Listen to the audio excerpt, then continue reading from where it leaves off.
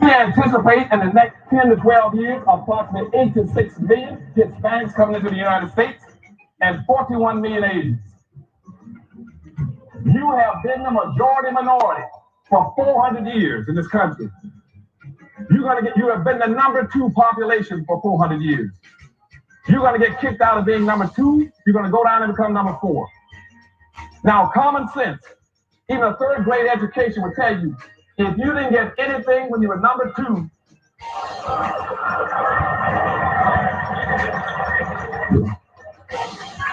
you all jumped ahead of me, but anyway, you can guess what you're going to get when you become number 4. President Biden, do you support reparations? Well, I mean, since I haven't spoken on this, got a chance.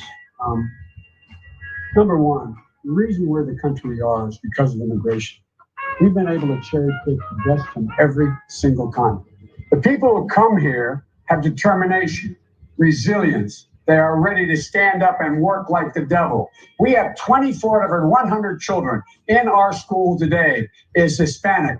The idea that we are going to walk away and not provide every opportunity for them is not only stupid and immoral, it is bad for America. They are the future of America. Systemic racism that has plagued our nation for far, far too long.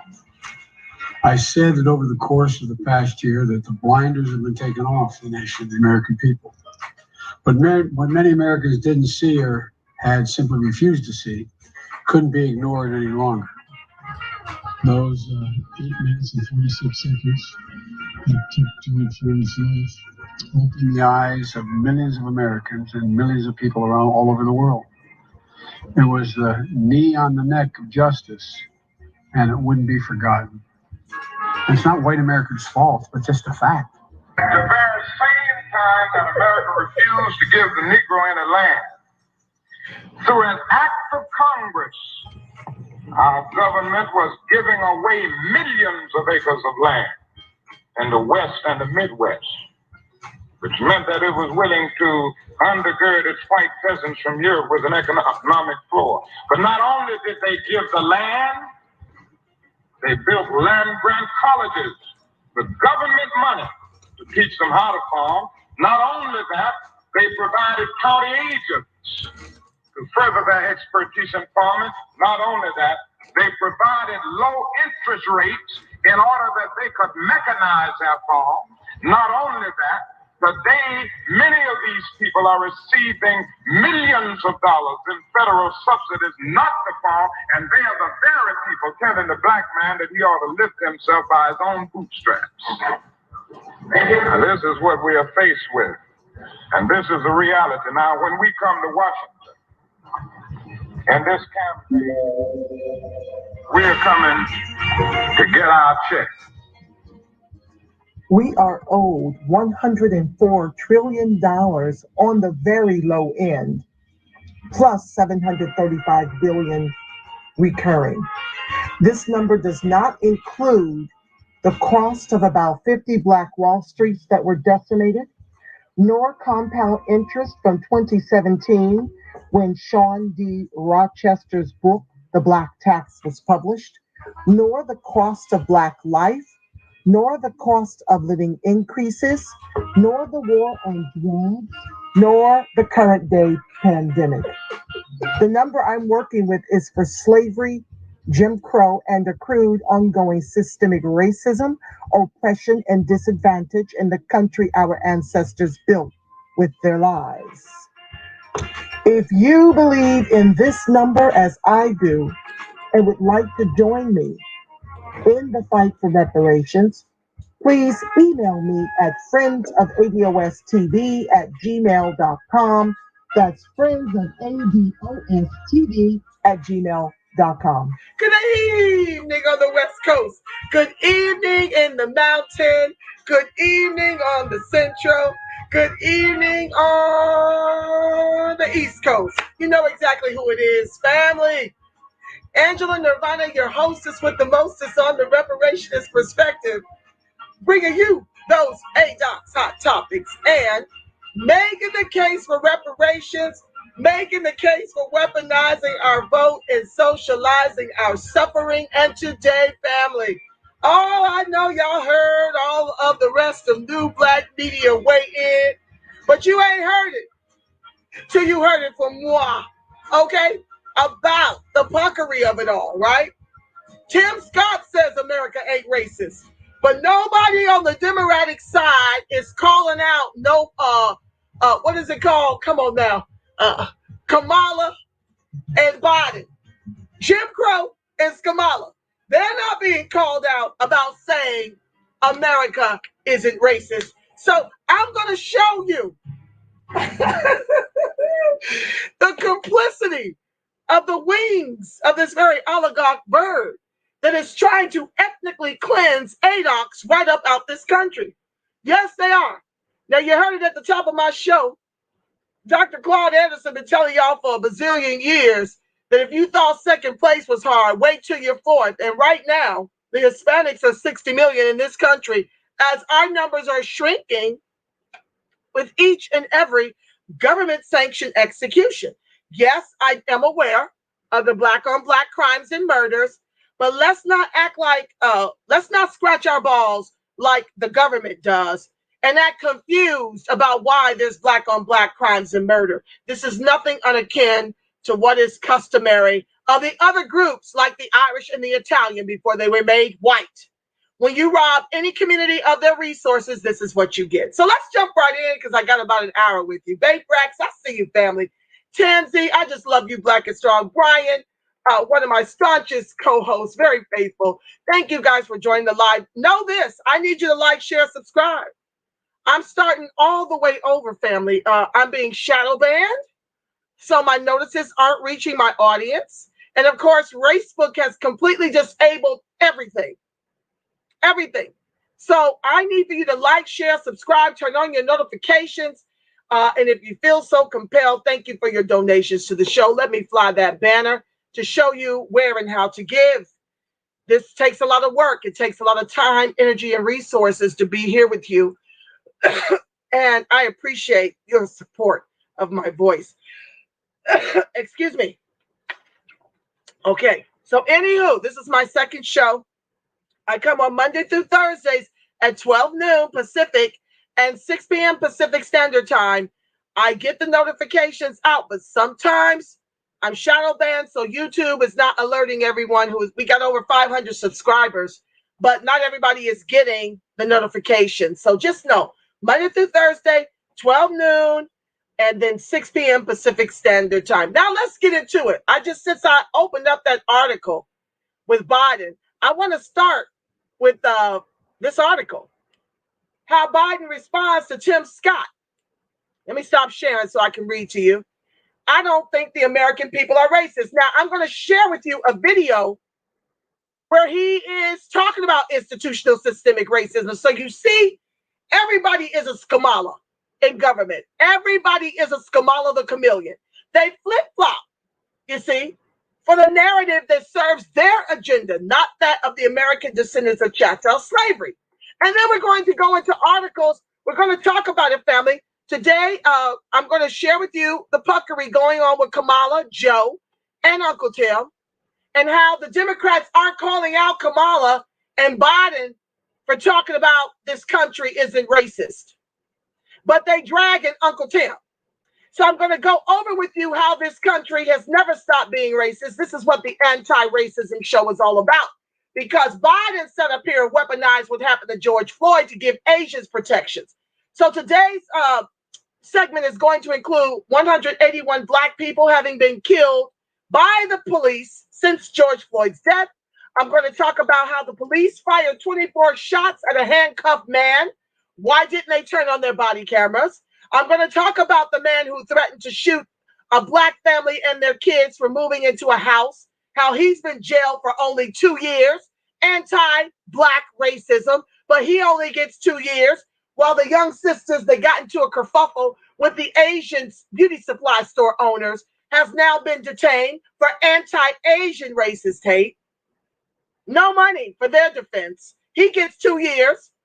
I want to talk about Breonna Taylor, family lawyer.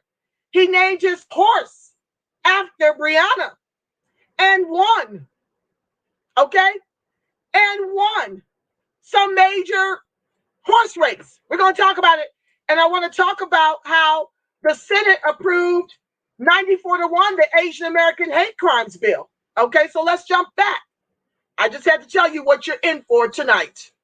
Oh, yeah, get your libations because I'm going all the way in. President Biden says America's not a racist country. I just rattled off a few of a bazillion headlines to prove his ass wrong, as well as Kamala, as well as Uncle Tim. Okay? But that Black Americans been left behind and we have to deal with it. President Biden says America is not a racist country, but that Black Americans have been left behind and we have to deal with it. It's not a racist country, but Black Americans have been left behind. How does that work? How do you sit up here with your benign neglect and say it's not a racist country, but we've been left behind when our ancestors built all the wealth that all of you guys eat from with their lives? Anyway, just food for thought. Put it in the chat because I'm going to be over here for a minute. In an interview on NBC's Today Show that aired Friday, Biden was asked about the remarks Wednesday by Senator Tim Scott, Republican from South Carolina, who delivered the Republican response to the president's address to a joint session of Congress. Scott, the Senate's only Black Republican, said that America is not a racist country and warned that it's wrong to try to use our painful past to dishonestly shut down debates in the present. Now, let me explain. Scott talked about being discriminated against, but America's not a racist country. Where was he living when he was discriminated against? Isn't he an American descendant of chattel slavery? You see this double speak, this Jedi mind trick to make people think, for those who want to believe so badly that this country is no longer racist, because you know there's a lot of immigrants and white folks that want to believe in that, because it's convenient to neglect us when they believe that they don't live in a racist country. Moving on, Biden and Scott have divergent views on race in America, but the president agreed with the senator to a point. Of course he did. They got 2022 coming up. They want the ADOC's vote. This ain't the way to get it. I would venture to say it don't matter to Biden what color the House is, because he is a Republican in Democratic clothing.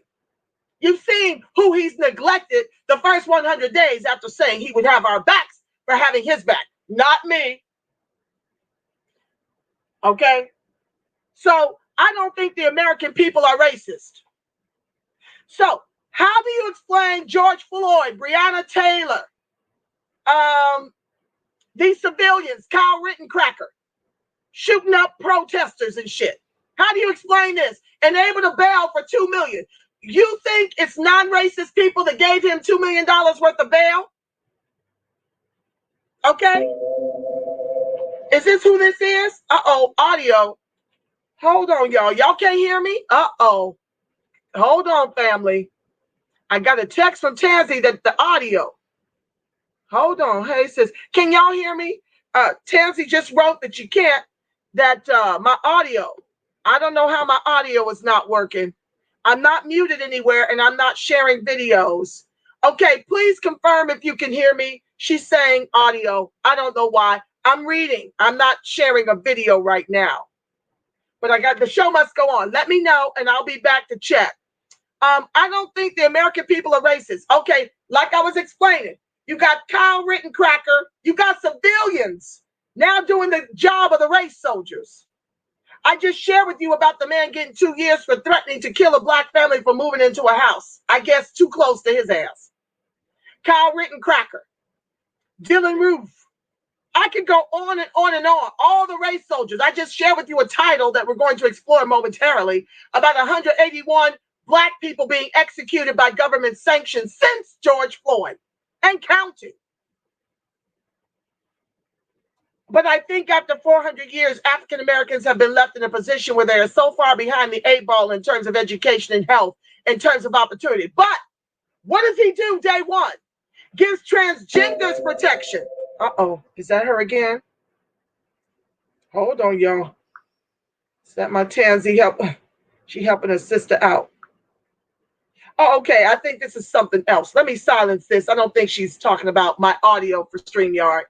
Honey, I just got off a fire call with the DMV group, and I mean to tell you, it's just rich. I'm doing both the advocacy and the news that we need to use right now. We need to understand what's happening to us, and I'm glad. Thank you for joining the live to learn more about what's happening.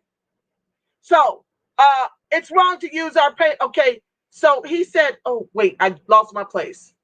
Oh, education and health. But Biden sat here and gave Asians protection when 68% of their assaults are verbal.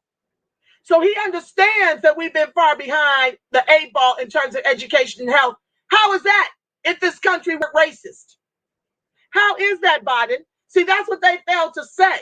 Institutional systemic racism is how we are having these huge gaps in income and wealth, education, health, all of it.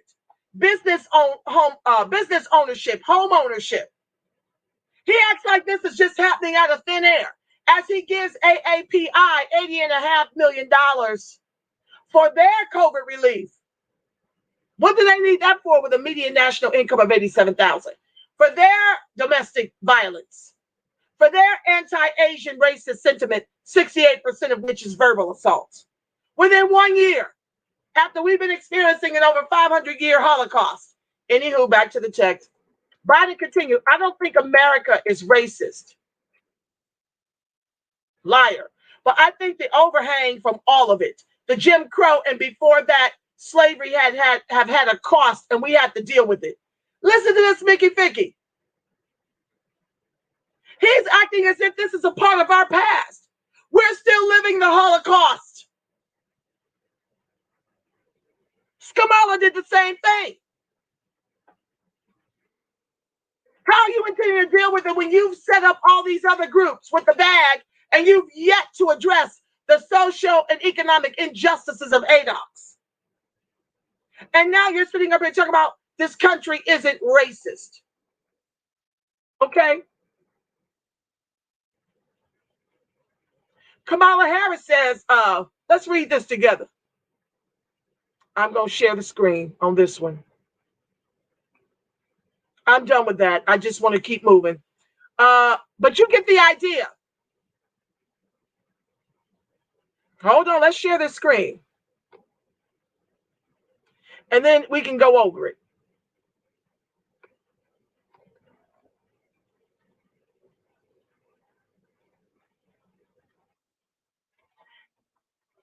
Harris, I don't think America is a racist country, but we need to speak truth about history. Once again,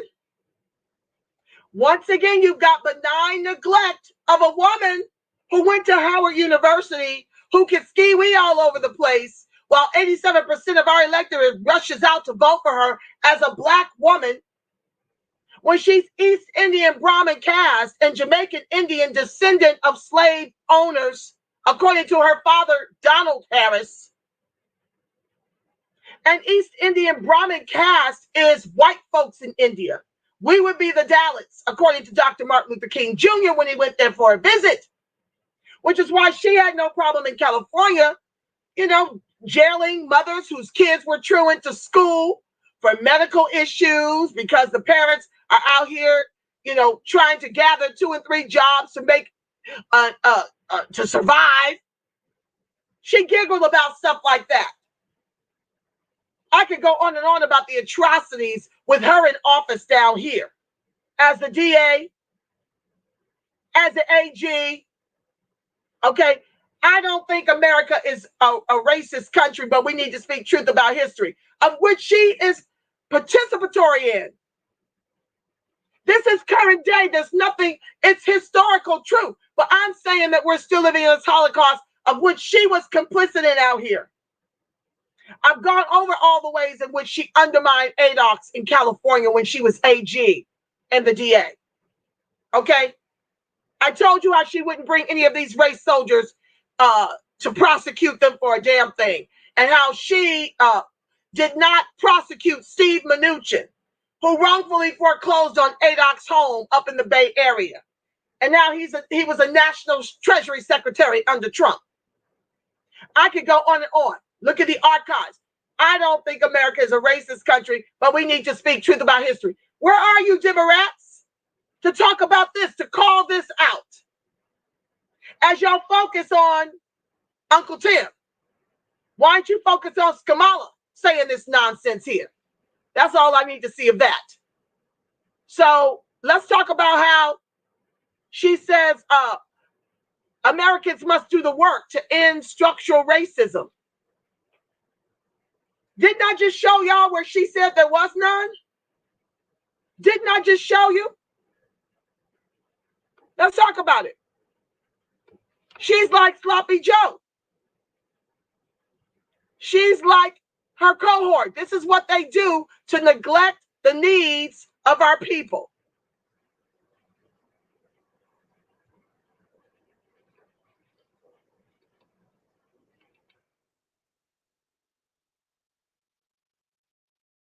Hold on, guys. I don't want to hear all that. I just want to read.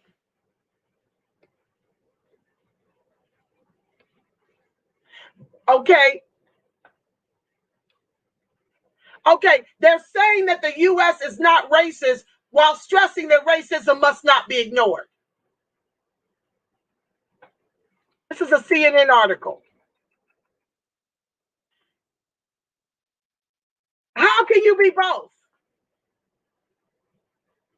Help me understand this, family. How can you not be a racist country, but racism cannot be ignored? U.S. is not racist, but racism cannot be ignored.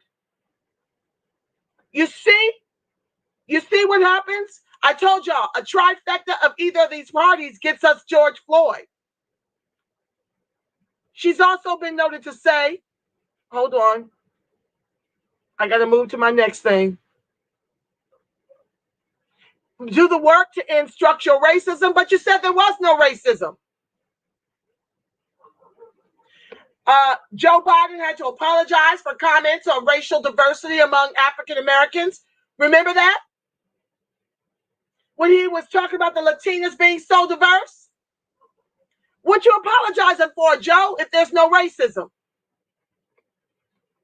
Okay?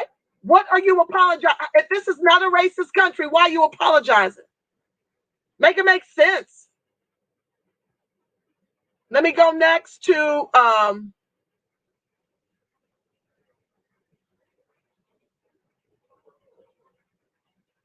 hold 1 second, family. I'm getting to my I have so much open, y'all. It's just ridiculous. I need not be opening everything, but I got a lot of articles open for upcoming shows that I've got to actually put together. Is that all I had to say about that? I thought there was one more thing that Kamala said.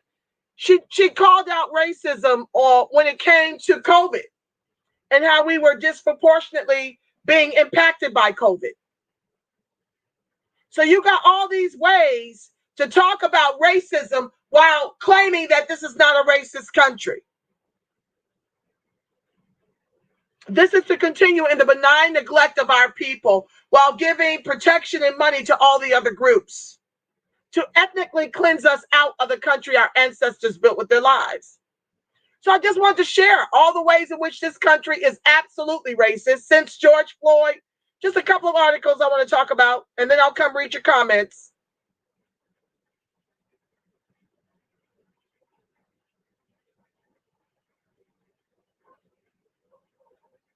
I want to share this one video real quick with you guys, where Biden talks about there is institutional racism in America. But you just heard me tell you there's no racism here. Let me share this video.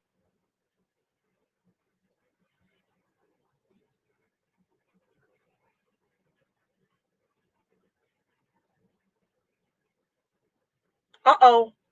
Hold on, guys. I forgot to click audio. Just a second. Let me stop and try again.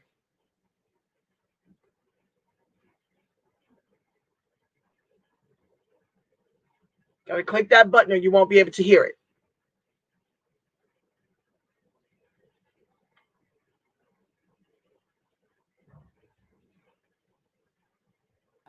And I want to talk about the way Black and brown Americans experience race in this country. Part of that experience is something called the talk. It happens regardless of class and income. Parents who feel they have no choice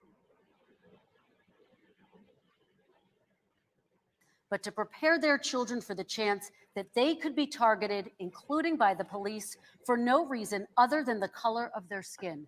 Mr. Vice President, in the next 2 minutes, I want you to speak directly to these families. Do you understand why these parents fear for their children? I do.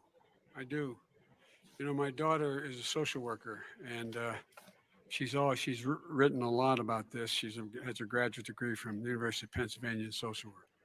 And you know, one of the reasons why I ended up working on the east side of Wilmington, Delaware, which is 90% African American, was to learn more about what was going on. What I never had to tell my daughter, if she's pulled over, make sure she puts for a traffic stop, put both hands on top of the wheel and don't reach for the glove box because someone may shoot you. But a Black parent, no matter how wealthy or how poor they are, has to teach their child when you're walking down the street, don't have a hoodie on when you go across the street, making sure that you, in fact, if you get pulled over, just yes, sir, no, sir, hands on top of the wheel, because you are, in fact, the victim, whether you're a person making $300,000 a year person or someone who's on food stamps. The fact of the matter is there is institutional racism in America. And we have always said, we've never lived up to it, that we hold these truths to be self-evident. All men and women are created equal. But guess what? We have never, ever lived up to it, but we've always constantly been moving the needle further and further to inclusion, not exclusion. This is the first president to come along and says, that's the end of that. We're not going to do that anymore. We have to provide for economic opportunity, better education, better health care, better access to schooling, better access to opportunity to borrow money to start businesses, all the things we can do. And I've laid out a clear plan as to how to do those things, just to give people a shot. It's about accumulating the ability to have wealth as well as it is to be free from violence. President Trump. Okay, so there you have it. There you have it. He sits up here in one breath and says there is no racism in the country. And then you hear him say that institutional systemic racism is a thing. He sits up here and says it is a thing. Okay? This is what I'm talking about. Furthermore, if you know there's institutional systemic racism, why are you giving AAPI $80.5 million, $30.2 billion to the Indians who've been getting repaired since 1866 while leaving us? Okay, Cherokee, descendants of Cherokee and Seminole Indian slavery out of those repairs. He just gave them another $30.2 billion. $141 million per week is being used to bring in 26,000 immigrant children into this country. So, this is what I'm talking about. These are two wings of the same oligarch bird that's got ethnic cleansing of ADOX in their agenda. Now, when they get to doing things, they have a 100-year plan. We're forever trying to just survive, so we're in catch-up mode to all the puckery that's going on. We're in catch-up mode, and we're doing everything we can because not only is the roof on fire, the house is on fire, and it's coming onto our clothing. This is the problem. None of us are free until all of us are free. He just told you, it don't matter how much money you make, how degreed you are. You are no exception when the KKK, the skinhead or the neo-Nazi, which he knows the police department is hiring and putting them in our communities to execute us with qualified immunity. He knows clear well, but they're not asking me. They're not asking me nothing about my degree, if I'm a homeowner, if I'm a mother. Their bullets, no pedigree. And so where are your executive orders, Biden? Where are your executive orders for our anti-lynch bill that's been sitting for 100 years? Where's the executive orders to decimate qualified immunity and hold these race soldiers responsible and accountable and make them do time and the death sentence for when they execute us and we're unarmed? Where's your executive order to dismantle private prisons that many of you are invested in? You shareholders. How many of the political officials are actually a member of the KKK? The KKK, the neo-Nazis and the skinheads. As they sit up here and say there's no racism in this country. Oh yeah. Let's get into a little bit more about that topic. 181 people, Black people, have been killed by police since George Floyd's death. This is April 20th this year. Let's read, and you know I'll comment in between. Since George Floyd's death last May while in Minneapolis police custody, 181 Black people in the U.S. have been killed by the police. This is Newsweek, according to data from research group Mapping Police Violence. Of the 966 police killings reported since May 25th, 2020, the database shows that Black people account for 18.7%. We're only 13% of the population, according to the Census Bureau. Police killings of white victims made up 37% of the total deaths. White Americans are 76.3% of the population. I don't give a damn about that. 181 Black people in the U.S. have been killed by the police. That's what I'm on.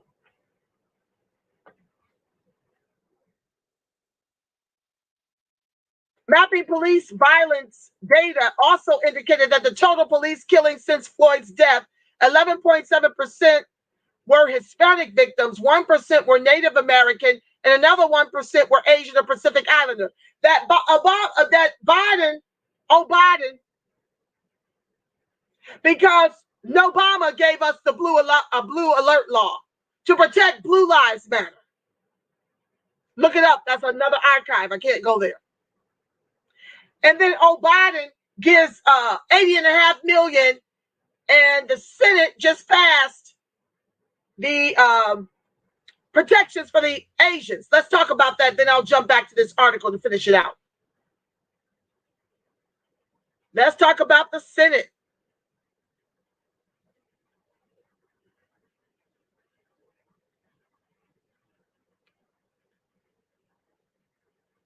Hold on, family. I got to get to it.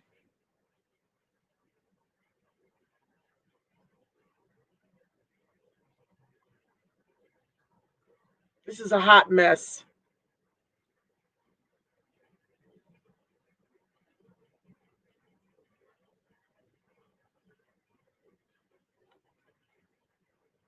Oh, Lord, where is my article? Too many of them up here, y'all. Hold on. I'm getting there.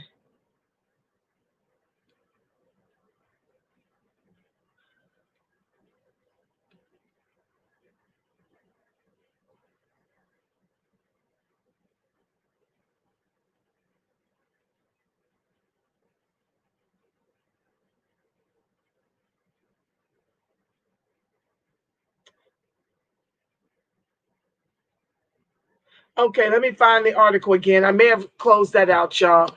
Senate protects Asians.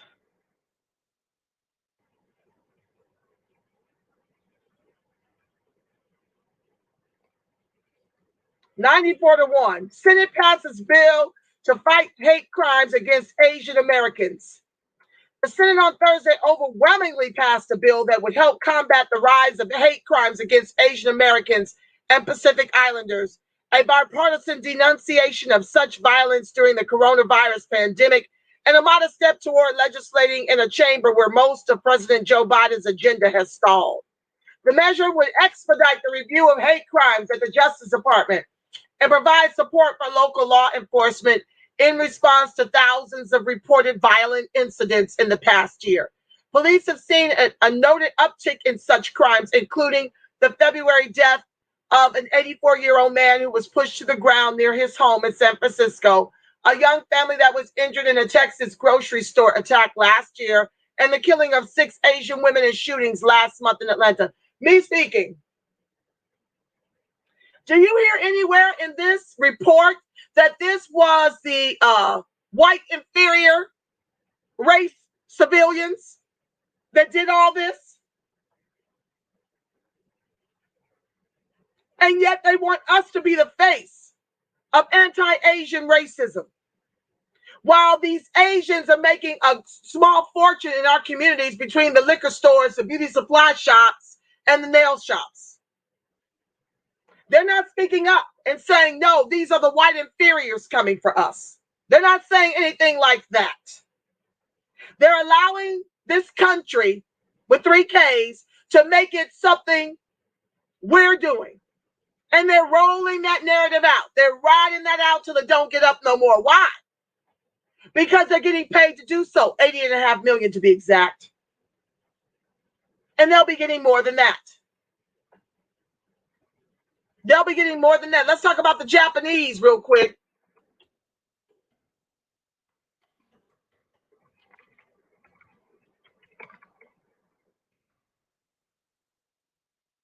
Let's see here. They want more money for, oh my God, for what they endured in the internment camps. So 20,000 cash wasn't enough. The U.S. government eventually dispersed more than $1.6 billion, equivalent to $3.460 trillion in 2019. $3,460 million. No, $3,460 billion in 2019. In reparations to 82,219 Japanese Americans who have been interned.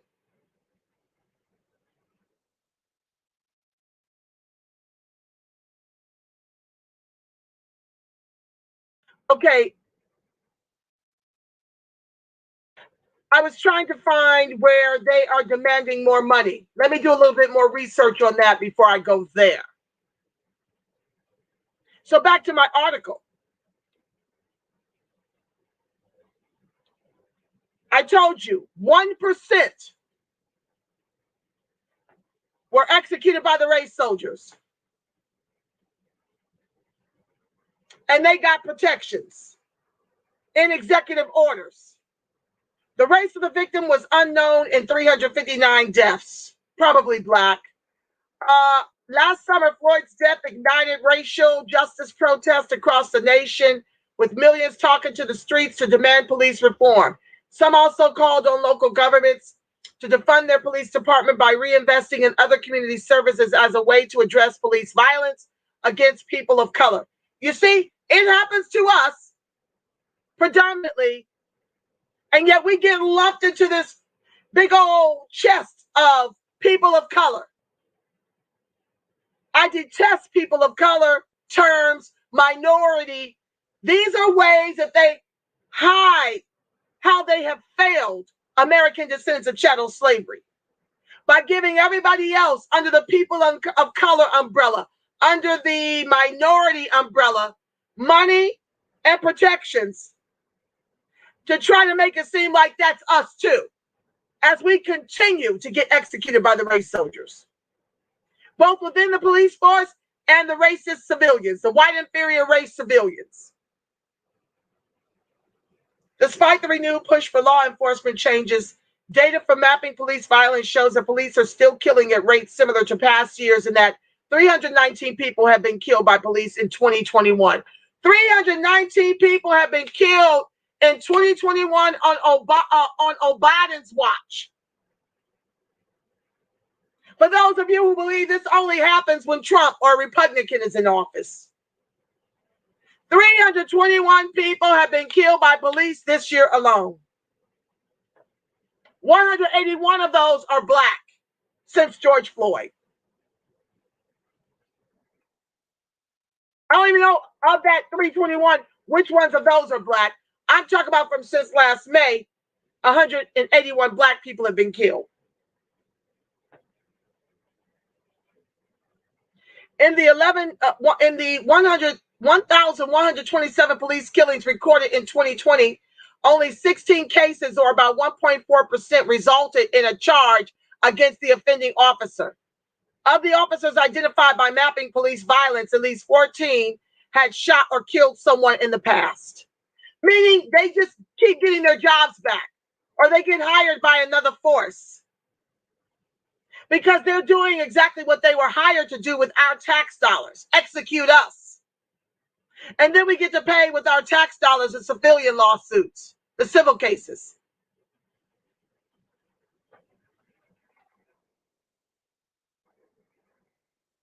Numbers gathered between 2013 and 2020 indicate that black people are 3 times more likely to be killed by police than white people, despite being 1.3 times more likely to be unarmed than white people.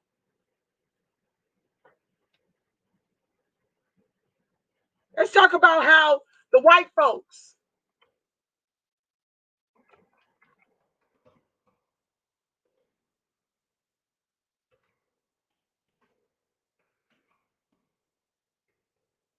let's talk about it.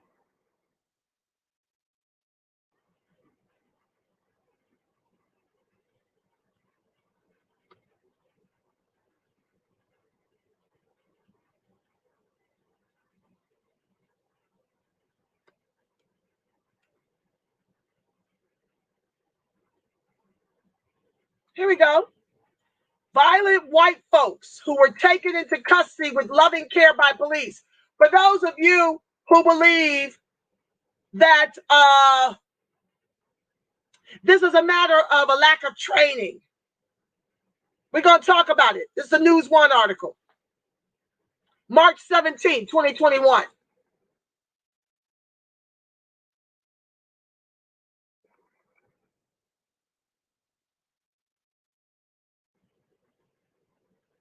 Only in America can police respond to separate calls for similar incidents and have 2 drastically different results depending on the race of the suspect.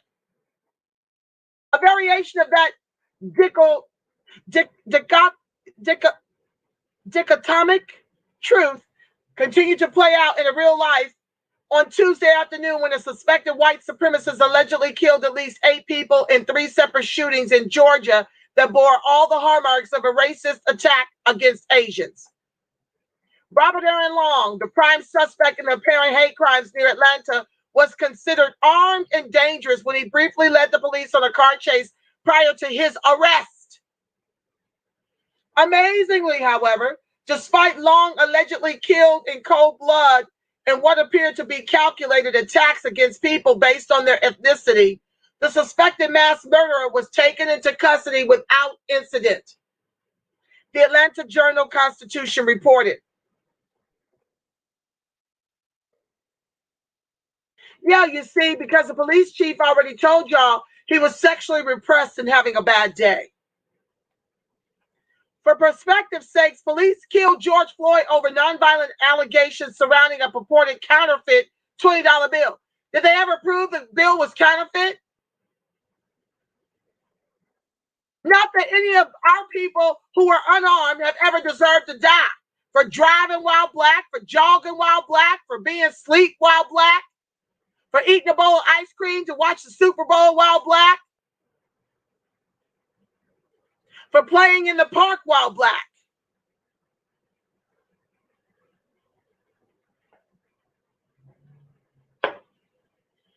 Unarmed.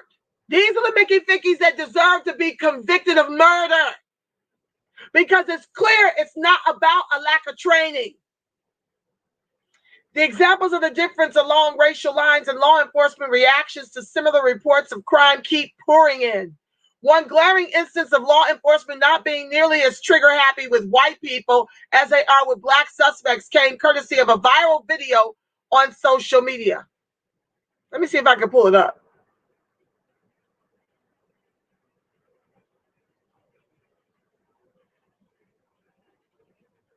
Hold on.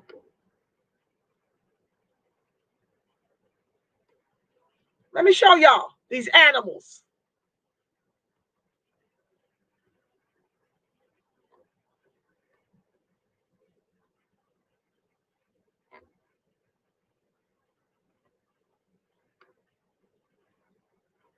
I don't hear any sound. I want to back it up. Oh, there it is.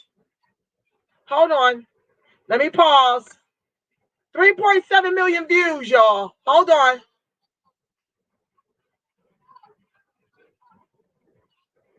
Hold on. I got to show y'all this. Let me stop and start with sound. And we'll go back to the article.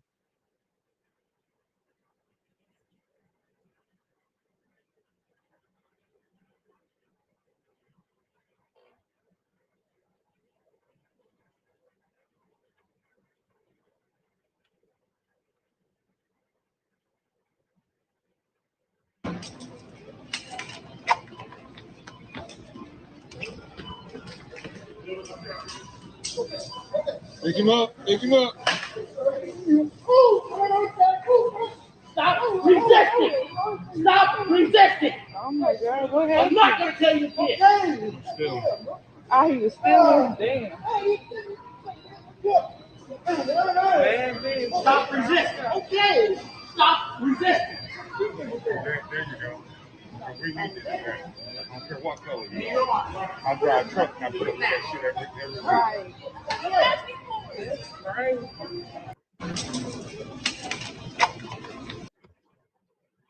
That's just one of a bazillion examples of how they're able to take their own alive. This has nothing to do with training. Other than being trained, being hired by the police departments, of which the FBI told y'all in 2016 from a 10-year investigation from since 2006 that the KKK skinheads and the neo-Nazis have infiltrated the police departments all throughout the country. As Jim Crow, Kamala, and Uncle Tim tell you racism don't exist in this country. Moving on. While it was unclear when, where, and why a violent encounter happened between a store patron and a police officer, it was very clear that the cop never once felt threatened enough to use lethal force. Not even once. But we get executed.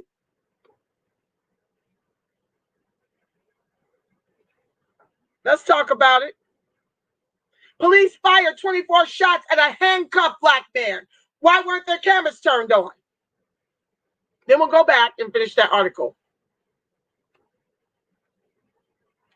It's been almost a year and a half since Ariane McCree was shot dead by police in a Walmart parking lot, handcuffed and in possession of a gun, but his family still has a host of unanswered questions.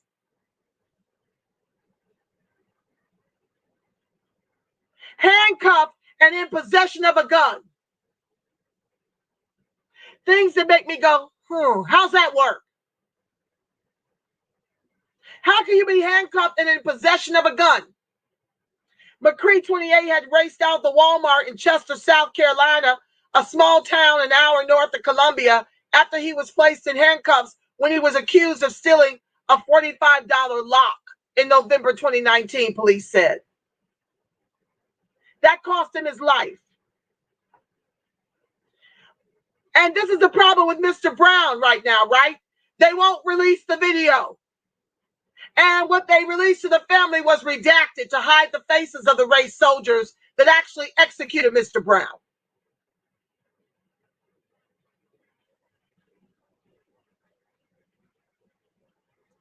But exactly what happened next remains unclear, in part because the responding officers didn't activate their body cameras until after McCree, a black father and former high school football star,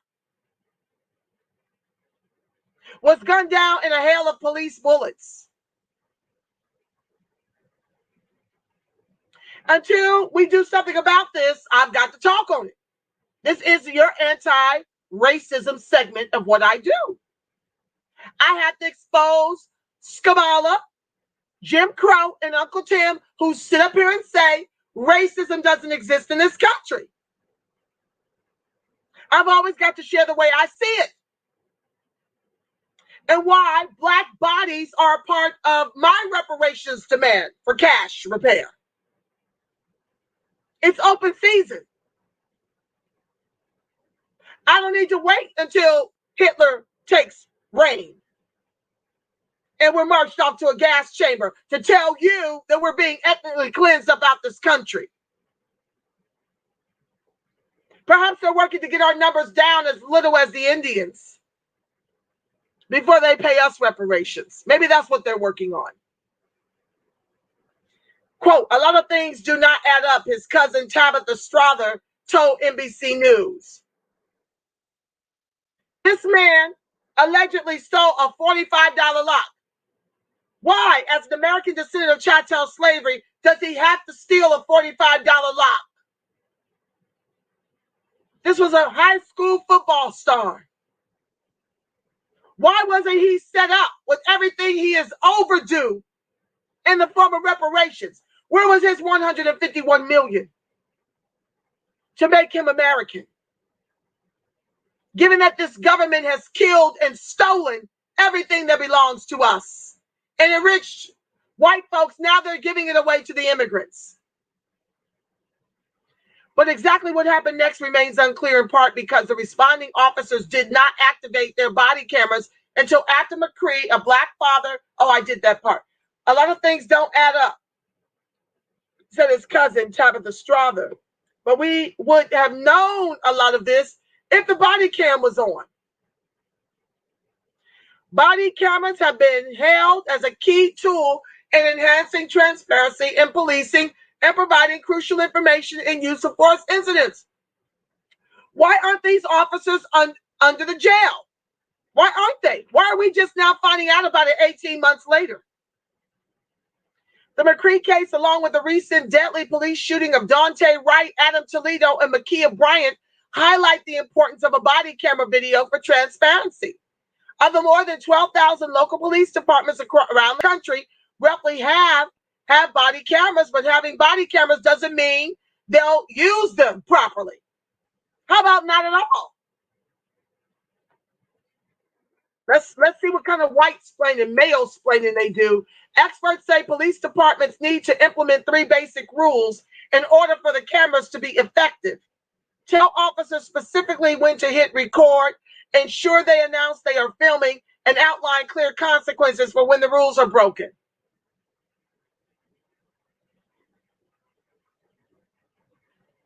But many of the nation's major police departments don't follow these basic guidelines. Examining the body camera policies of 28 large police departments in a geographically representative array of U.S. states, along with the policy in Chester, NBC News found 45% gave specific instructions for when officers should start recording. Roughly 41% required officers to announce their recording. 45% gave specific instructions for when officers should start recording. 41% required officers to announce their recording, and only 34% clearly stated there are consequences for not recording. So only a third of the police departments throughout the country share that there's a consequence when you don't turn on your recording devices. The cameras aren't there just to be there, said Danny Murphy, the Deputy Commissioner of Compliance for the Baltimore Police Department. They're meant to record interactions to foster accountability and public trust.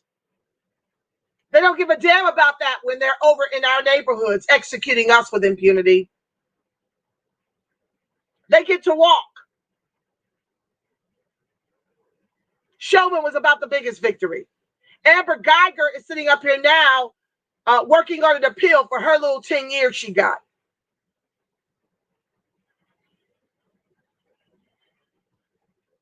They're meant to record interactions. Okay, Murphy knows this firsthand. He was previously assigned to revamp the New Orleans Police Department after a Department of Justice investigation found a wide range of problems within it. These folks know. If I know that the FBI have reported that you have infiltrated the police departments throughout the country with domestic terrorists in our neighborhoods, what's the investigation for?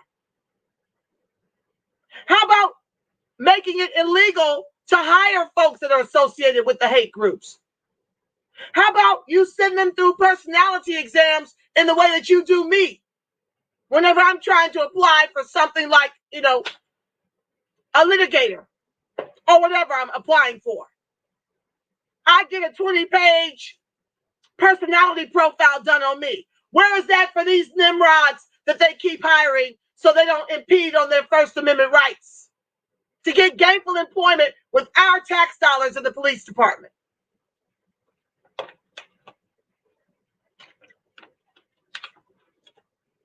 Where's Biden's executive orders for this? To simply stop hiring the domestic terrorists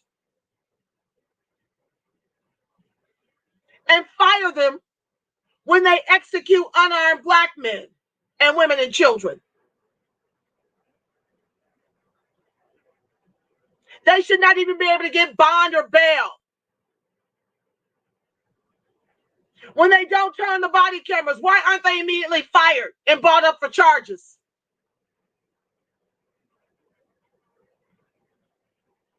Only 34% say there's consequences.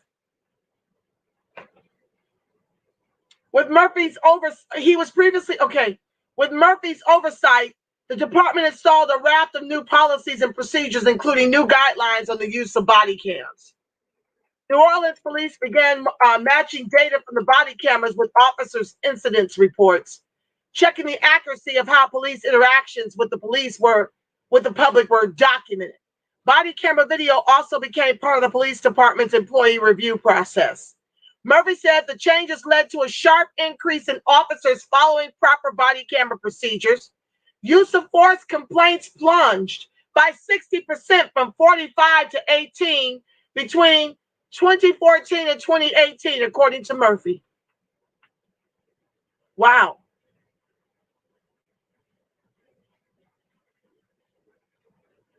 Body cameras are not a panacea, he said, but they are an important foundation for reform. Having the camera is one thing. Ensuring you're turning on the camera is an essential next step. But then there needs to be oversight and accountability of how we're performing.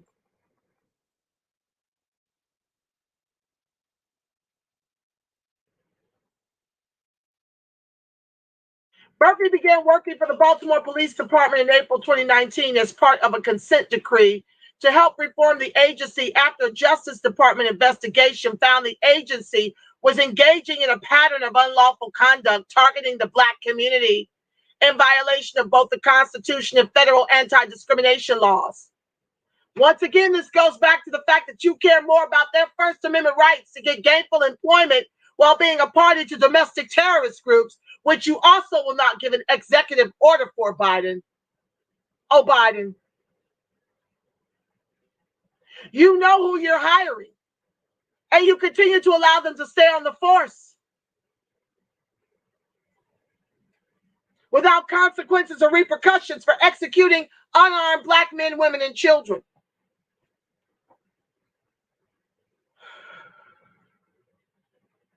The new Baltimore body camera policy requires officers to turn them on as soon as possible when responding to an incident.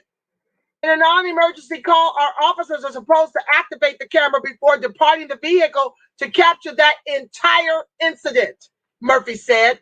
In an emergency call, we're turning it on the moment that we get the call, whether we have 1 minute to the scene or 5 more minutes to the scene. That is not what happened in the McCree case. He arrived at Walmart in Chester before 9 a.m. on November 23rd, 2019, according to police. McCree picked up the $45.87 combination door handle lock and walked out of the store without paying, telling a cashier to put it on his tab, police said. And this was worth executing him? 24 shots? He returned to the store a couple of hours later and approached an off-duty police officer he knew who was working as a Walmart security guard.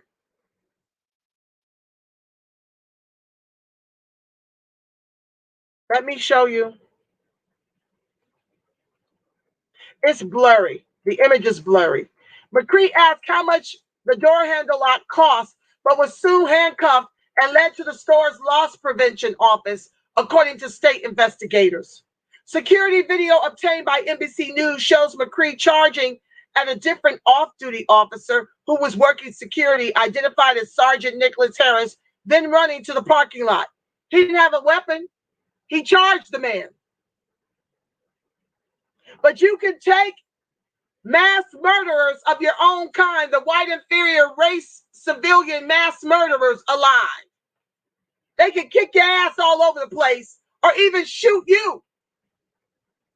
They can even execute you. And you still take them alive.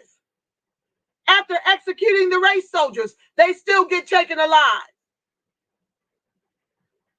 Harris chased after McCree but lost him outside the store. There are conflicting reports as to what happened next. I guess we would have known that had they turned on their body cams. According to a report by the State Law Enforcement Division, which investigated the shooting, McCree, handcuffed behind his back, ran to his car to get a gun.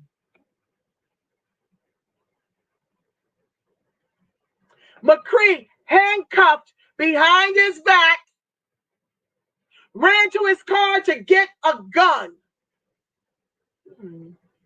How's that work? How do you pick up a gun with your handcuff to your back? How's that work? Some witnesses said he fired it. How do you fire a gun with your handcuffs, your hands cuffed to your back? How do you fire the gun? How do you pick up the gun? How do you, cock the gun? How do you do all that without both hands in front of you? I've been to a range. I've never been able to see how that can work, given all it takes to get the gun ready to fire. Which is why you know that Kim Potter was training the race soldier rookie how to execute blacks and get away with it, akin to what Chauvin thought he would get away with. She knew the difference between a taser and what it takes and the heaviness of the Glock, the gun versus the taser, the color, the things you have to do to disarm a gun. So I don't know who these witnesses are to say the man fired a gun. How did he pick up the gun? How did he open his car and get the gun out the car and fire it with his hands cuffed behind his back? Others said they never saw him carrying a gun. The report says Harris told investigators that he found McCree across the parking by a Taco Bell, where McCree headbutted him and then ran off. Harris told investigators he located McCree again, but the handcuffed man was now armed, according to the report. How? So Harris told investigators he found McCree across the parking by a Taco Bell. McCree handcuffed, headbutted him, and then ran off. So Harris says he located him again. But the handcuffed man was now armed, according to the report. Harris told investigators he locked eyes with McCree and could see he had full intentions of killing me. With his hands cuffed behind his back, Harris fired several shots, then hid behind a car and called for help, saying he was out of ammunition. About 11:30 a.m., a responding on-duty officer, Justin Baker, arrived at the Walmart parking lot. As he pulled up toward the front of the store, he heard a call of shots fired over the police radio, according to the state investigation. Baker exited his vehicle and walked through the parking lot with his gun drawn. McCree appeared from between two cars, and Baker opened fire, the report said. Baker then approached McCree and pulled a silver pistol from underneath the front of the mortally wounded man's body, it said.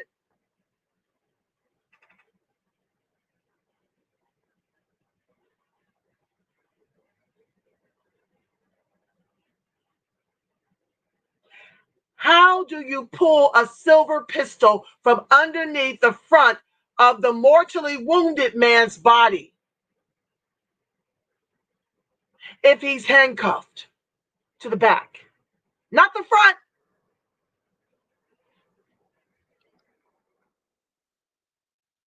State investigators would later determine that Baker fired 13 rounds and Harris 11. So I guess Harris's shots, he said just several. Several equals 11. No shell casing from McCree's gun were found.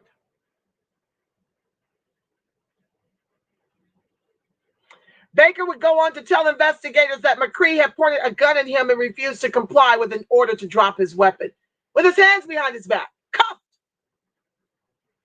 But there was no way to verify that account. Baker switched on his body camera only after McCree was struck down by police bullets. There is, however, some video from Baker's body camera of the moments leading up to McCree's death. Outfitted with an auto record feature, his body camera was set to save the previous 2 minutes of video without sound once he hit record. The Chester Police Department released the body camera video in June as the case was receiving renewed attention in the wake of George Floyd's death while in the custody of Minneapolis police. But many, including the McCree family, the distant video with no audio raised even more questions than answers. Eric Pisa, a professor at the John Jay College of Criminal Justice in New York, reviewed the body camera video of McCree's shooting for NBC News. Quote, what stood out to me first and foremost was actually how little I learned about the situation from watching the video, said Pisa, who specializes in analyzing what leads to police use of force encounters. We don't hear any of the police officer's orders, nor do we have no idea if he was ordered to stop and if he was ordered to drop his gun. We have no idea if the officer even saw a gun, he added. All of these things are missing in our review of this incident. South Carolina's Attorney General declined to press charges against any of the officers. Ain't this Coon Clyburn's neck of the woods, his state? Citing self-defense and the defense of others.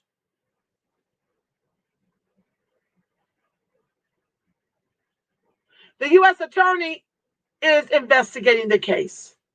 Baker is no longer employed by the department, though police officials declined to say why. Neither Baker nor Harris responded to requests for comment. Two other off-duty officers who worked security with Harris at Walmart that day also did not respond to requests for comment. Chester's then police chief Eric Williams was suspended in January, and an interim chief was named after state investigators opened a probe into the department's finances, according to the Rock Hill Herald.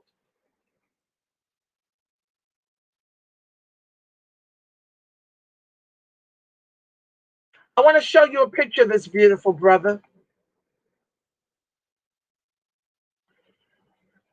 I want to show you a picture. Welcome to the live, one and all.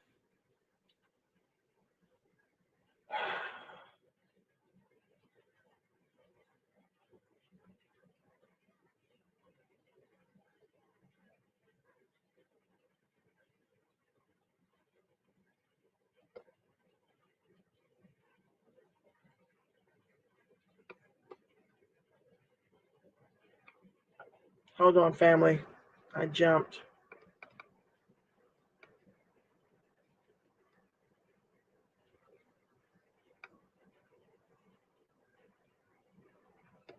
Since Facebook shut me down from talking about it, I'm talking about it on my show in a new segment. Ida B. Wells' 2.0 series presents Anti-Black Racism. Mainstream media won't talk about it. Facebook has shut me down because I talk about it. So that's why I've got to do it over here. Let me scroll down. I can't seem to get his whole body in frame. Look at this beautiful brother. Over a $45 lock, family. I'm at 7:09. Let me see what you guys are saying, and we'll finish up these articles. Oh, Yeah, well, I want to get into this. Breonna Taylor's family's lawyer named a horse after her.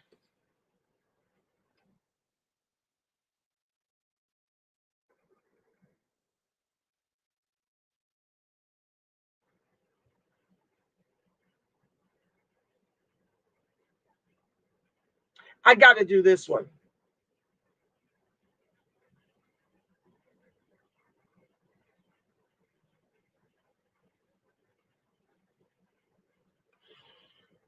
This is unfreaking believable. A racehorse owned by the wife of a lawyer. I got to do this one, guys, and then I'll come to your comments. Owned by the wife of a lawyer who represented Breonna Taylor's family against the Louisville Police Department, has won a race at the site of the Kentucky Derby. Interestingly, the horse was also actually named after the late Taylor, who was shot and killed, executed by police amid an exchange of gunfire between her boyfriend and the officers who raided Taylor's apartment to carry out a no-knock warrant for suspected narcotics and cash involved in narcotics trafficking. Attorney Sam Aguiar and his wife Janelle named the horse Breonna after Taylor, who has become a martyr of the Black Lives Matter movement. The couple, who own about 20 racehorses, according to the Louisville Courier Journal, will be donating the $10,000 purse to the Breonna Taylor Foundation, which was founded by the late woman's family last year. They weren't at Churchill Downs for the race, which took place Thursday as part of Derby Week activities at the famous track, according to the Courier Journal. But Sam Aguiar told the newspaper they watched the race with Taylor's mother, Tamika Palmer, and Sam Aguiar's law partner, Lonita Baker. Quote, "My wife named the filly Breonna because she was beautiful, strong, and resilient," Aguiar told the Courier Journal. "She's tough and has swagger. But to those closest to her, she's also loving and kind." That was Breonna Taylor as well. So we're comparing Breonna Taylor to a horse. And her mother seems to be all right with this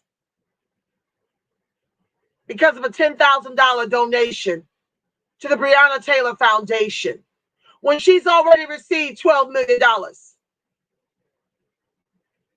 There's some things you just shouldn't accept money for. This is one of them. This is shameful. Now, I'm not knocking Janelle Aguiar for naming a high-class horse that is beautiful, strong, and has a good nature after a woman she wished to honor. Her husband's description might go a little too far on the anthropomorphism, though. I mean, horses can be really sweet, but kind seems a bit of a stretch for any animal. What does the filly donate her feed to less fortunate horses? What does the filly donate her feed to less fortunate horses? It takes away slightly from her kind intent that the horse was actually given to Janelle by Aguiar as a Christmas gift in 2019. Taylor actually died several months later in March of 2020. The Courier Journal notes that the chestnut mare received her official name in July of 2020 and does not elaborate as to why this is the case or what the horse was named prior to her new christening, which almost certainly has something to do with Sam Aguiar taking on Taylor's family's case. It's hard not to feel there's something slightly macabre about attorneys representing the family of a person executed in a high-profile, culturally divisive police shooting, naming one of their string of thoroughbreds after the deceased woman. Would any other group be okay with this? Would a Jewish mother be complicit in this if this was her child? Would an Asian woman be complicit? Would a Hispanic woman be complicit? Where is our anti-defamation league to tackle this kind of anti-black racist hate?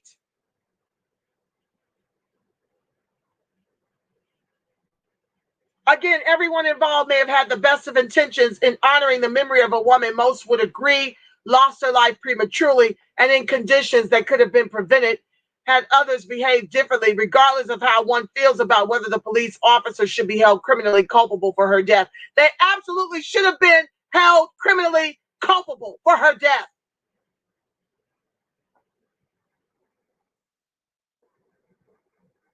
Aguiar most assuredly is a very wealthy and privileged man. If the decision by him and his wife to name the horse after Breonna brought joy to her family and others hurt by her death, that's awesome.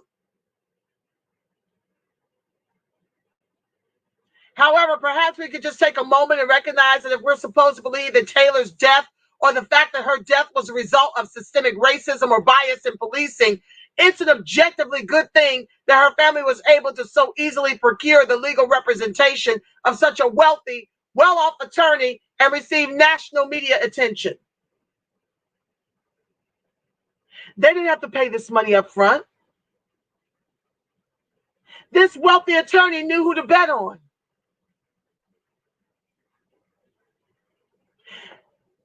This government and this country and these culture vultures capitalize off of our pain and oppression.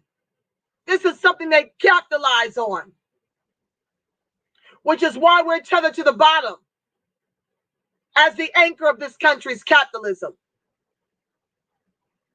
They capitalize off of our murders. Look at the Black Lives Matter Federation, $90 million last year alone. They haven't even disclosed what they've earned since they started, I think, around Trayvon Martin or Mike Brown. I can't recall. That's another segment I have to finish. But we should also recognize something else. If we're at the point where racehorses are being named after a woman who was killed in a police raid, and that horse's name is considered newsworthy enough for a newspaper based in Louisville, Kentucky to write about it, then such shooting incidents are not anywhere near as common or ignored by society at large as the activists who use Breonna Taylor's name for their own glory would have us to believe. Just something to think about.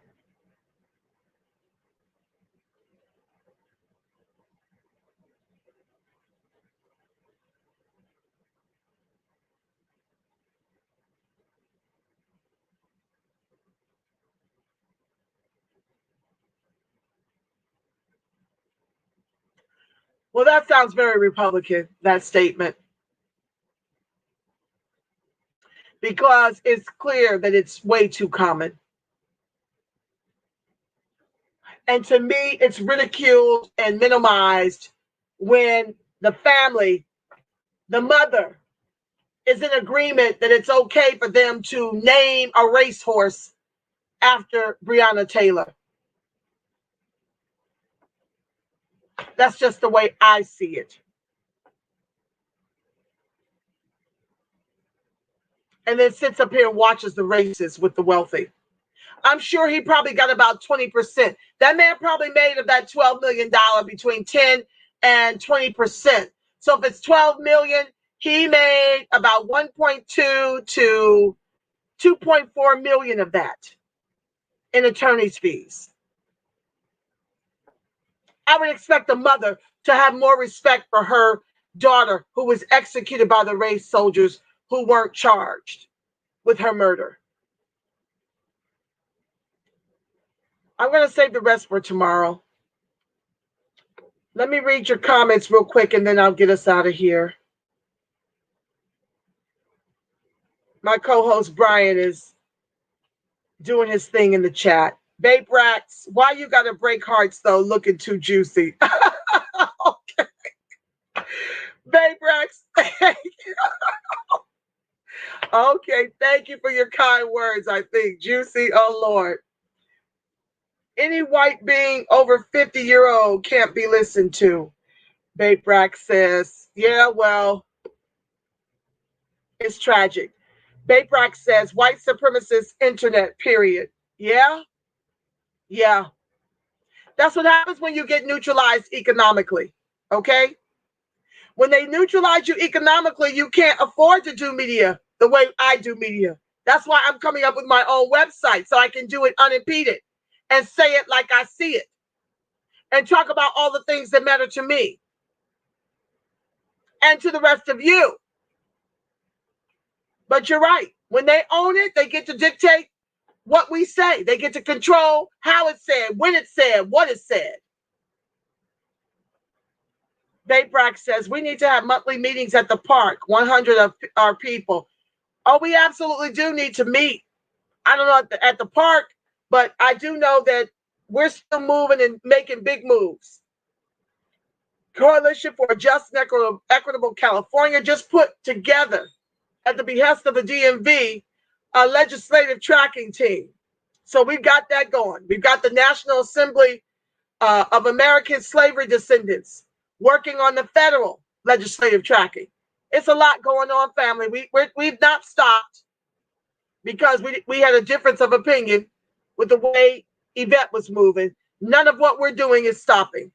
We're still working, which is why you can email me at friendsofadiostv@gmail. I put it in the chat.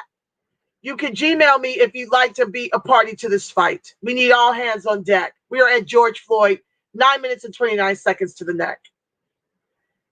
Baybrack's translation: I'm white and over 60 years old. I'm mentally ill and a diabolical demon. You said that, Baybrack. Brian says, these politicians, in particular the Democrats, that pander for our votes, sure know how to talk out of both ends of their anatomy. That was good, Brian. Brian also goes on to say, when Trump was in office, they didn't express these post-racial sentiments. Then again, they could use Trump as a scapegoat during that time. Brian, if I've said it once, I've said it 100,000 times. That 87% of our electorate thought it's smarter to replace a racist in office of 4 years with racists in office a combined 65 years with records against ADOC several New York City blocks long. That's what's tragic. And that's why these kinds of shows in the new black media are very necessary.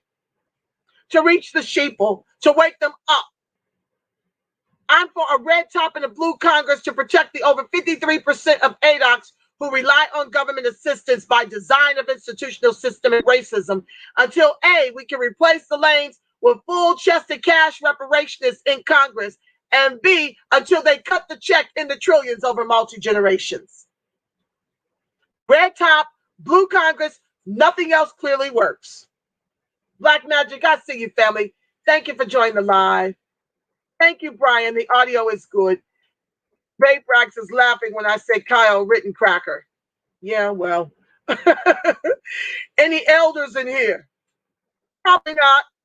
Another thought. Biden and Kamala can't strategically admit to the racism of America because they need that political varnish to court the immigrant vote, especially as we slowly get phased out by them. Brian, you're on fire as usual. Absolutely. But it was our vote that delivered them.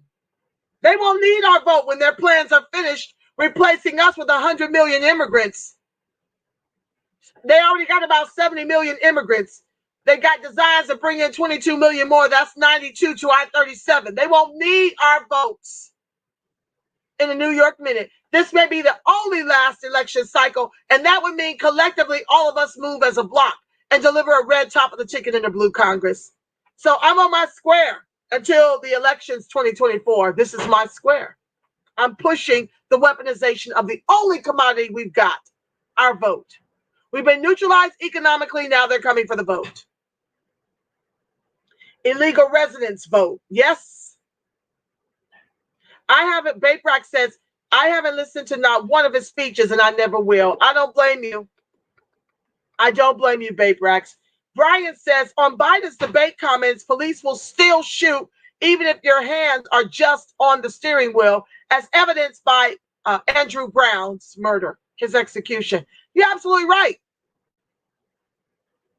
The George Floyd bill would not have saved George Floyd's life. If you're not labeling the KKK, the skinheads, and the neo-Nazis, the domestic terrorists they are, while labeling people like me a black identity extremist because I fight for the social and economic justice and inclusion of ADOX. If you don't decimate qualified immunity and hold these race soldiers responsible when they execute unarmed black women, men, and children, when you profit off of the private prisons, if you're not decimating private prisons and doing at least those top three things, and stop hiring these race soldiers over and over again, if you're not doing passing out executive orders to stop any four of these things, you're not serious about police reform. Baperex, because we don't decapitate them and allocate our money where needed. That's why. You're right.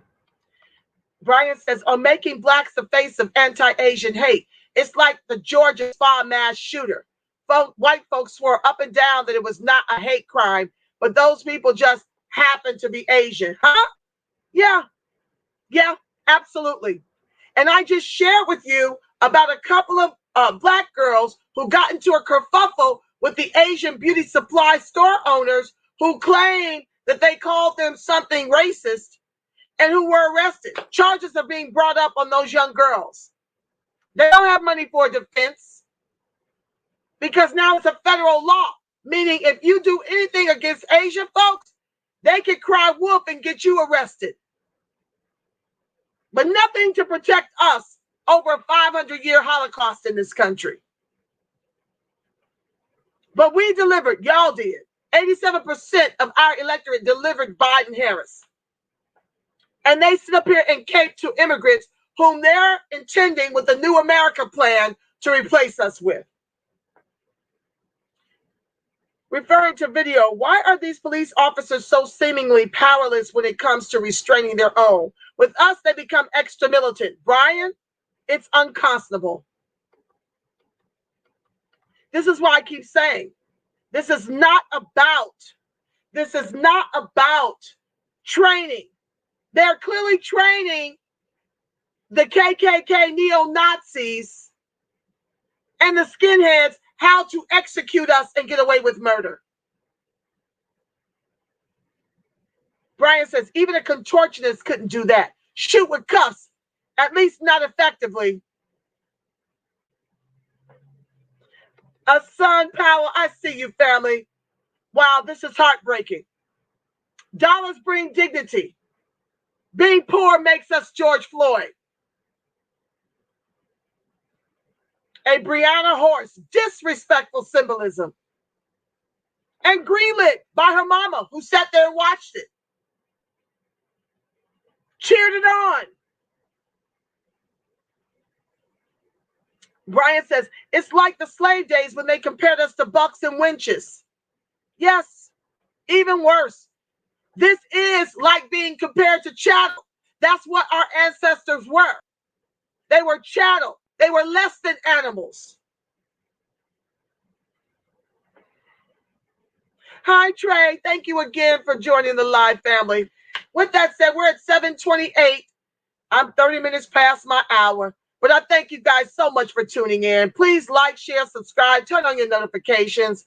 We need all hands on deck. I'm having to rebuild.